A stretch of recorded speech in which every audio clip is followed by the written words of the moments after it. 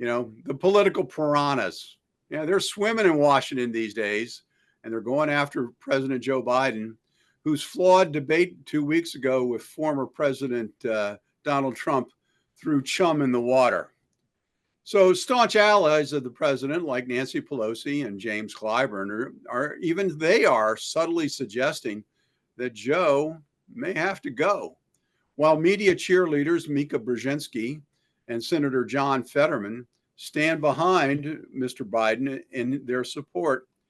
So I'm going to go to you, Mark, because it's more fun to hear from the opposition.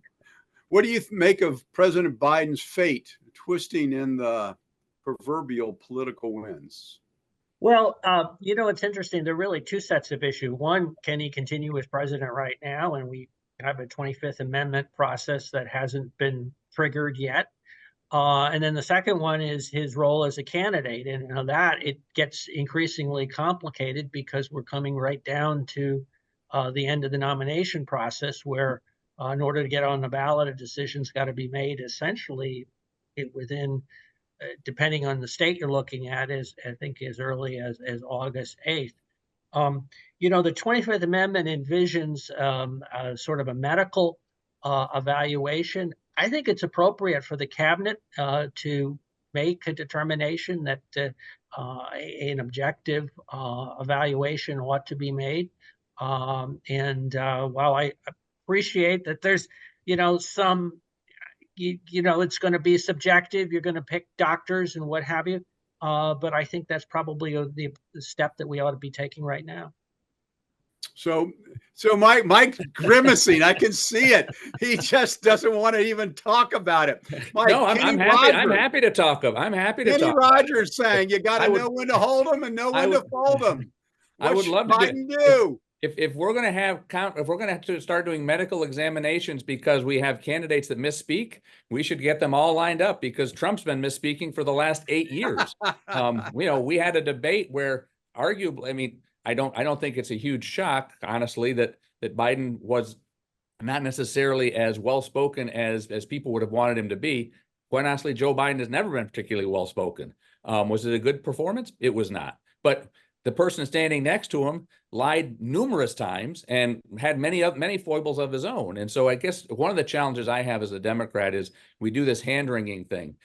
We have a felon who's running on the other side of the ticket. And rather than worry about how we actually focus on that and focus on the fact that the economy is as strong as it is, that the investments we've made in this community, that the elements that Joe Biden has done as president, which are significant, rather than talk about that, we're going to wring our hands and we're going to, as opposed to double down, close the fences in. We're all going to be supportive of the person who we identified we're going to run for president, not dissimilar from, quite honestly, what the Republicans do. There have been a whole lot of situations that I think the Republicans could have all run away. And what do? We all come together, even though we have an amazingly flawed candidate on the Republican side of the party and the Republican side of the spectrum. And so I just kind of sit there and scratch my head as to what we're trying to do. I would, let's run against Trump. Let's not worry about whether or not Joe Biden, who's done a great job, misspoke or didn't speak as clearly as we would have liked him to. So Mark, how do you respond to that? Well, I think the reaction of the public answers the question, which was that the people have real concerns about where the president is now, and also where he'll be during the next 4 years were he to be reelected. And that issue was front and center. The challenge is that, it's hard to make what is in effect a medical judgment. I mean, we've heard doctors who try and diagnose, and then, of course, they have to make the caveat. They do it through the newspaper, having never met somebody. Well, I'm not really encouraged with that. I think there's always going to be speculation, and people are going to want to get their names in print. I'd feel more comfortable if you really had professionals who are independent to make an evaluation, and we could rely on that.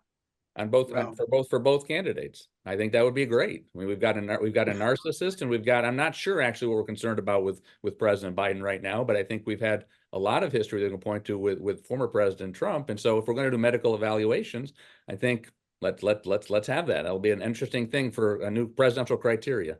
I think it's better when the old two bulls during the debate challenged each other to a golf match. I mean, how absurd are we getting?